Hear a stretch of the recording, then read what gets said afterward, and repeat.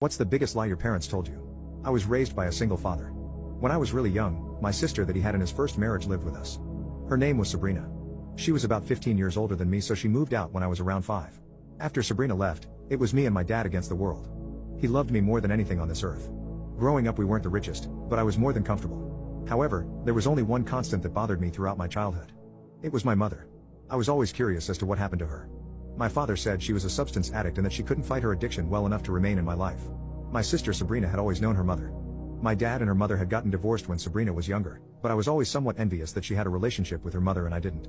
My dad and Sabrina always did their best to change the subject whenever it came up, or downplay my curiosity. One day, my dad came into my room and told me he had to tell me something.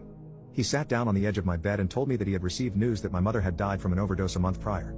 I wasn't upset. I told him it was okay and that I was there for him if he needed me, but I truly didn't care. The only part that bothered me was that I never got to have a relationship with her. Or at the very least meet her just once. I stopped thinking about my mother until my 18th birthday. That's when my world came crashing down around me. I received a friend request on Facebook from an account with the name Kristen Johnson. Johnson was our last name, so I accepted the